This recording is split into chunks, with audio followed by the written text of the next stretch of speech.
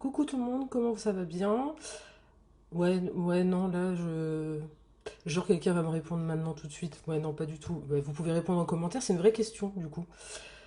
Aujourd'hui, je vais vous parler de la fantasy, qui est un genre d'écriture que je vois pas beaucoup sur les réseaux, dans les retours chroniqueuses, service presse, etc. J'en vois peu.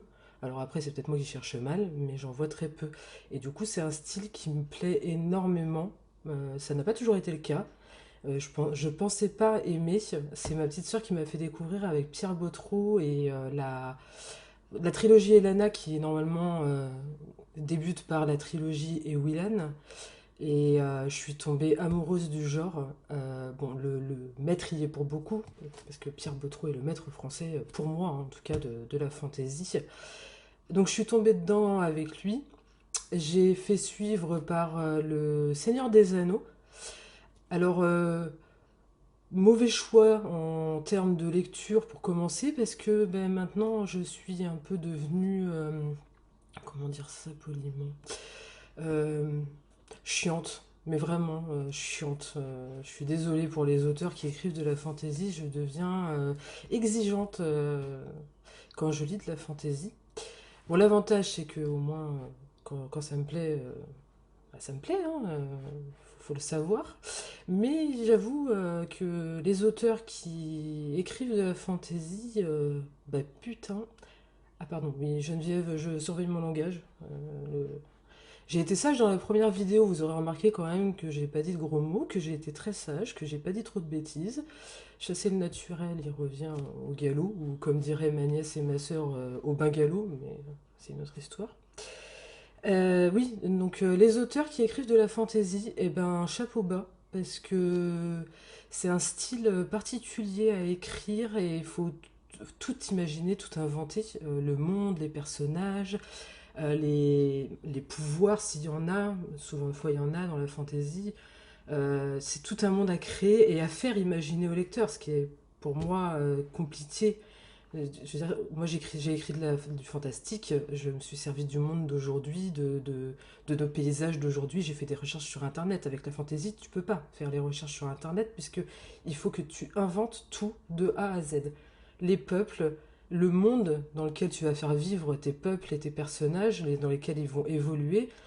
Et si tu le fais pas bien, si tu le décris pas bien, ton lecteur va se perdre dans ce que tu voudras lui faire découvrir ou lui transmettre. Et donc, au final, tu vas passer à côté parce que, ben, voilà, moi je sais que quand je lis, j'imagine très facilement les personnages si on les décrit bien, etc. Dans la fantasy, c'est pour ça que je suis exigeante.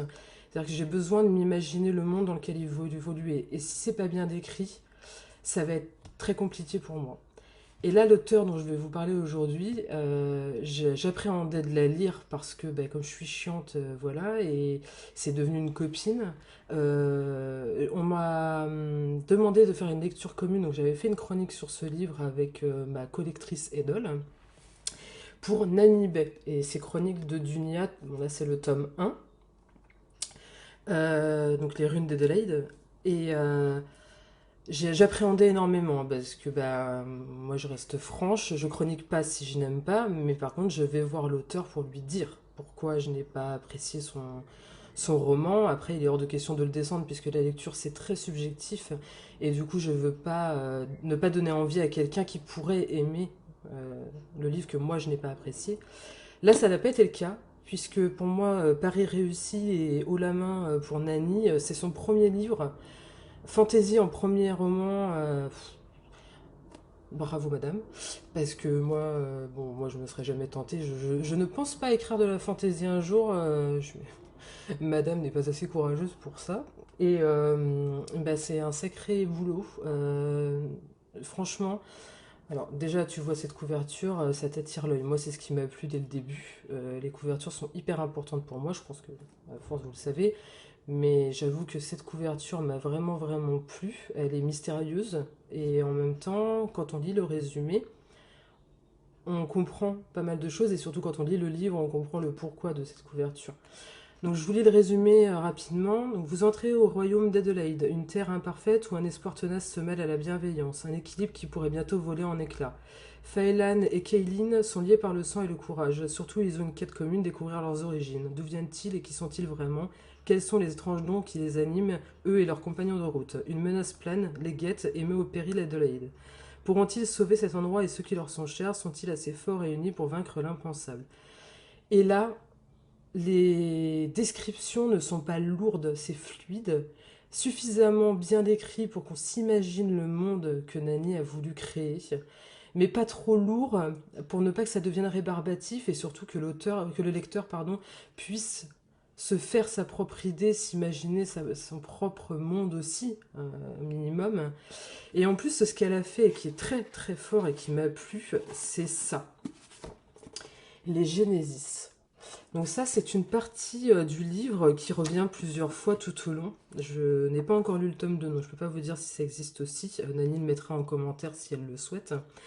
Mais le Genesis, ça nous permet de connaître les, entre guillemets, les règles du monde qu'elle a créé. Et c'est là que on a presque l'impression qu'il existe ce monde-là grâce à ces petits Genesis-là qui nous permettent d'avoir l'historique de ce monde, les règles de comment il fonctionne et le pourquoi du comment il est devenu ce qu'il est aujourd'hui. Et du coup, j'ai trouvé cette idée vraiment excellente parce que ça, on a vraiment l'impression que bah, quelque part ce monde existe, qu'on n'y a juste pas accès.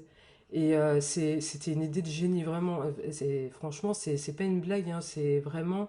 Je suis très, très, très chiante hein, pour la fantasy. Et là, j'ai été bluffée, vraiment. De toute façon, je l'ai lu en une demi-journée, tellement j'étais à fond dedans. Vous le trouvez chez Studio 5, donc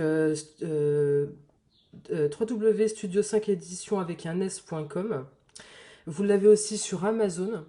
Et si vous voulez vous la péter en société, vous pouvez le commander auprès de l'auteur pour l'avoir à dédicacer. Comme ça, ben, si un jour on vous dit oh là, j'ai lu un livre de Nani Beth, tu pourras dire ouais, ben, moi j'ai son premier en dédicacé. Et moi je me la pète hein, carrément. Donc voilà.